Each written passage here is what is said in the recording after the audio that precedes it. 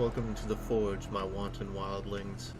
I'm your creepsmith, and I hope you like my work. Idle talk can sometimes grow to local legend, and legend can take on a life of its own.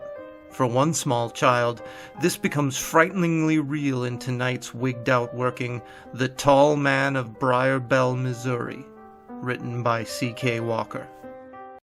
We had all liked Mr. Winscott. He didn't mind when we used his sledding hill on his property, and he always gave out the best Halloween candy in the neighborhood. So when we'd heard that he'd been taken by the tall man, everybody was really bummed out. You wouldn't have heard of the tall man, so let me explain. Tall man has been a legend in my town for decades. Those who claim to have seen him say that he's over 9 feet tall, slight, pale, and with an exceedingly polite smile. My dad told me that the tall man is a collector. He likes things. Dad says his favorite things to take are sad people, empty buildings, and dreams. I have to admit, he's stolen away my dreams more than a few times. When Mr. Winscott didn't show up for church on Sunday, nobody thought it was weird. But then on Monday, when that day rolled around and he wasn't at work with my dad, people started to whisper. My parents thought it was odd, but not particularly concerning. But then the rumors started that the tall man had gotten him. A kid in my class even said that he had seen the tall man in Mr. Winscott's house through a window. I told my parents what Jake had seen, but they only laughed. Tyler and I biked by Mr. Winscott's place every day after school to get to our friend Rory's house. We never stopped in front of Mr. Winscott's to try and see Tall Man through the windows like Jake had. We never even slowed down. But one day, we played too late at Rory's, and since we didn't want to bike home in the dark, we called our parents to ask if we could sleep over. Tyler was allowed to, but I wasn't. I tried really hard not to look as I biked by Mr. Winscott's cul-de-sac. I almost made it, but my curiosity forced a backwards glance at the house.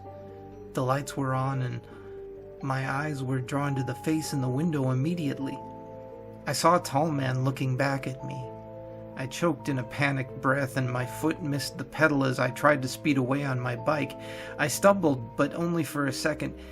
My eyes never left the face in the window before pedaling home as fast as I could. The next morning at school, I told Rory and Tyler about the tall man. They didn't believe me, of course. They hadn't believed Jake either. I knew that I had to show them, otherwise they'd think I was a liar. We waited until dark and then biked to Mr. Winscott's cul-de-sac. Tall man was there, as I told them he'd be, watching us from the window above the front door. It was such a tall door that I thought Tall Man must have been 10 feet high to see out of the window above it. He was almost smiling, but his expression betrayed a certain displeasure. Tyler fell off his bike. "Holy shit! Run!" We did. As soon as we cleared the cul-de-sac, we all began talking over each other in a flustered panic. "I can't believe we saw him! Did you see the look on his face? We have to call the cops!" We went back the next morning with more friends, but the tall man was gone. We went back the next day, but again could see no one behind the window. We began to wonder if Tall Man only came out at night. A few nights later, as we sat in Rory's basement waiting for a pizza to arrive, we decided to sneak out and see if our theory was true. We quietly rolled our bikes down the driveway and into the street. We took off for the Winscott house, torn between hoping the tall man was there and praying that he wasn't. We saw him as soon as we biked into the cul-de-sac. He was still standing there after all, and this time he was outright frowning. "He's mad," Rory said. "He wants us to stay away." "I don't get why he only comes out at night," Tyler said while he snapped a picture. "Don't!" I hissed. "Stop taking pictures. You'll make him madder." "Maybe he watches us in the daytime, too," Rory shrugged. "Maybe we can only see him at night because that's when the porch lights come on and shine right in the window." It was a chilling thought. We decided to test Rory's theory the following Saturday, emboldened by the assumption that the tall man could only watch us but never come out. As soon as the sun came up that morning, we biked back to the house. We had to get close, almost all the way to the beginning of the driveway, but Tyler swore he saw the tall man standing in the window. I made hand binoculars and squinted at the window for a few more minutes before Tyler suddenly said, "Let's go," hopped back on his bike and pedaled off. We caught up to him a few blocks later. "What the hell was that?" I said. "Tall man was there, but he looked different this time."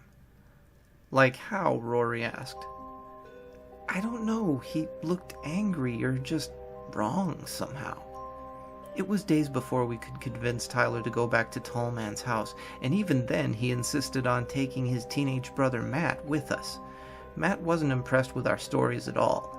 He didn't believe us, but he came anyway for Tyler's sake. As soon as we got close enough to see the tall man in the window above the door, Matt got off his bike. He stared and squinted, then stared some more. He got closer than we had ever dared to go at night. We followed nervously behind him. Matt walked up the driveway and then down the stone path in front of the porch. We didn't dare go that far.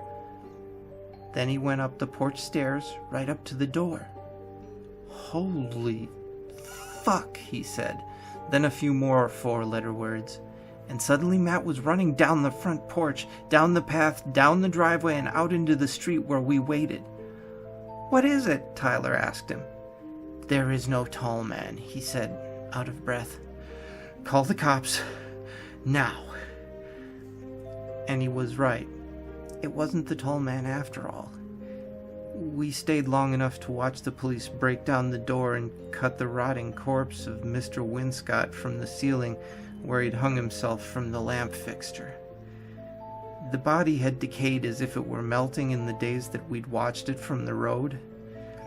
Mr. Winscott had written no note and made no goodbyes, leaving behind only a sad imprint of a divorced, middle-aged man suffering a sad, well-hidden depression.